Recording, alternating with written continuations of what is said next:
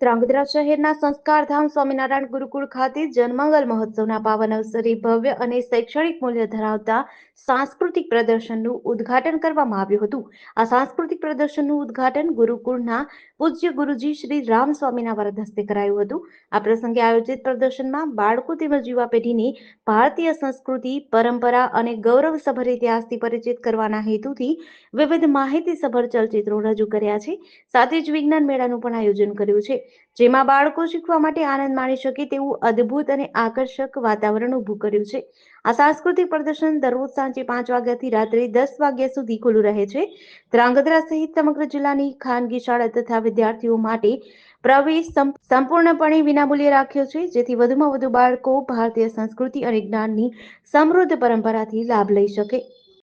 પૂર્ણપ્રકાશ સ્વામી શ્રી સ્વામિનારાયણ સંસ્કારધામ ગુરુકુલ ધ્રાંગધ્રાના 25 વર્ષ પૂર્ણ થતા આપણી ભારતીય સંસ્કૃતિનો આધાર સ્તંભ એવો યજ્ઞ, એવી અખંડ યજ્ઞ અહીંયા ચાલી રહ્યો છે. યજ્ઞશાળાના જ્યારે 15 વર્ષ પૂરા થવા જઈ રહ્યા છે અને રૂપાળા ઘનશ્યામ મહારાજ મંદિરમાં બિરાજમાન થયા એના 10 વર્ષ પૂરા થવા જઈ રહ્યા છે, ત્યારે આ ત્રણેયના ત્રિવેણી સંગમરૂપ જન્મંગલ મહોત્સવ તારીખ 1 થી 8 જાન્યુઆરી 2026 8 દિવસ સુધી આ ઉત્સવ ઉજવવાનો છે.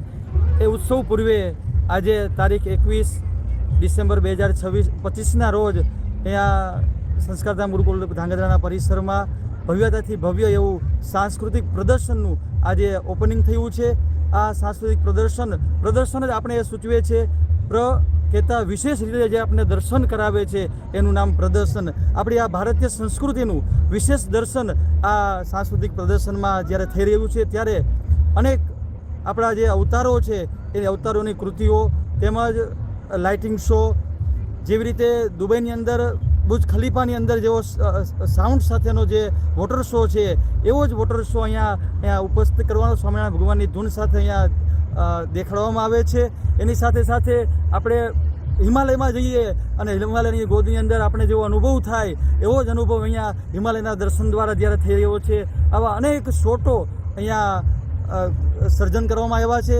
એની સાથે સાથે બાળકોને પણ આનંદ થાય એના માટે બાળવાટિકા પણ કરવામાં આવી છે અને અનેક આયોજનો આ પ્રદર્શનમાં મૂકવામાં આવ્યા છે.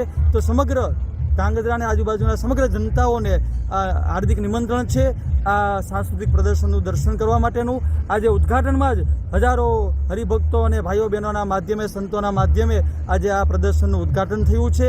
તો બધા જ ખાસ આ પ્રદર્શન નિહાળવા માટે પરિવાર સાથે, આપણા બાળકો સાથે પધારશો એવી અભિલાષાની સાથે સર્વને જય સ્વામિનારાયણ. જીડીસી ન્યૂઝ સાથે દિનેશ ગામવા સાથે ઋતુલ કુમાર ધામેચા, ધ્રાંગધ્રા.